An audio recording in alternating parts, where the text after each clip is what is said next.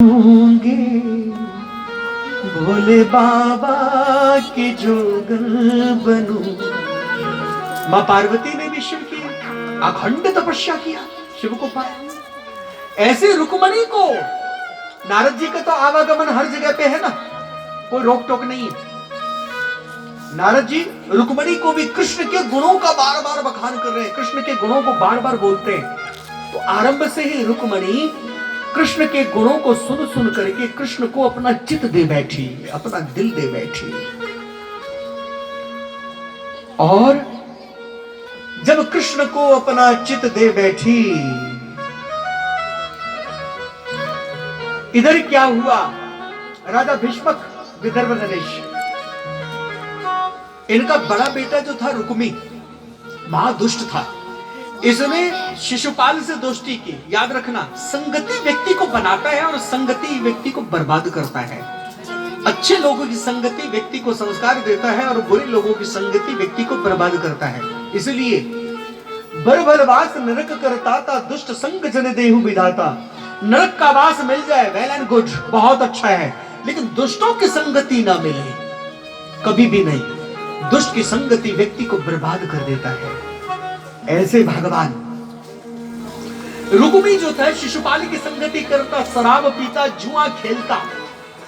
एक बारी जुआ खेलते खेलते शराब के नशे में शिशुपाल ने कहा, भैया हम दोनों दोस्त हैं ना? बोले हाँ।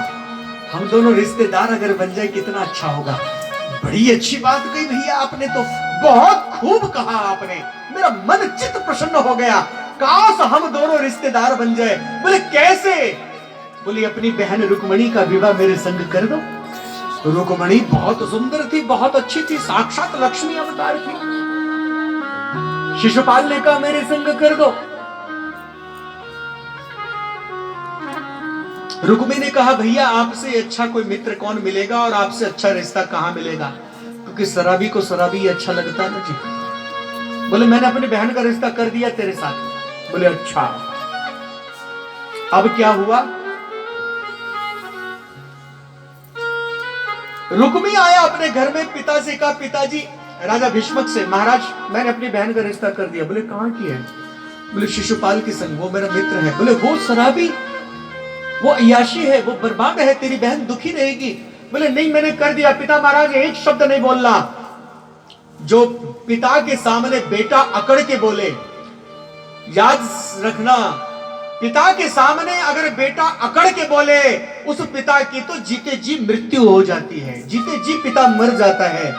वैसे तो मरने पर एक बारी आदमी टूटता और जलता है, लेकिन बेटा अगर क्रूर भाव में बोले तो पल पल जलता है पिता, पल पल मरता है पिता, पल पल शमशान घाट हृदय जलता है, आत्म जलता है, आत्म देह में व्याकुल हो जाता है पिता। जो पुत्र अपने पिता के सम्मुख पिता को बोले आप कुछ नहीं जानते, सुनिए हम ये बताते हैं, ये याद रखना, पिता वह गर्वित होता है जो पुत्र उनकी आज्ञा में रहता है। कहा जाता है कि राजा भीष्मक ने कहा, रुक्मी ने कहा, पिताजी बिल्कुल खबरदार, मैंने रिश्ता कराया और इसमें कोई किंतु परंतु नहीं। अपनी बहन से तो पूछ ले कि उसको पसंद है या नहीं पसंद है। बोले नहीं नहीं बस मैंने कर दिया बस रिश्ता कर दिया। बोले अच्छा। हम भारत में, हम भारतीय कन्या से पूछना अनिवार्य है, पूछ लेता बेटा। बोले बस पिताजी, नहीं तो प्रजा में मैं विद्रोह कर दूंगा। आप जानते हैं कि सब मेरे को जानते हैं, आपको कैद में डाल दूंगा, मैं शासन करूंगा।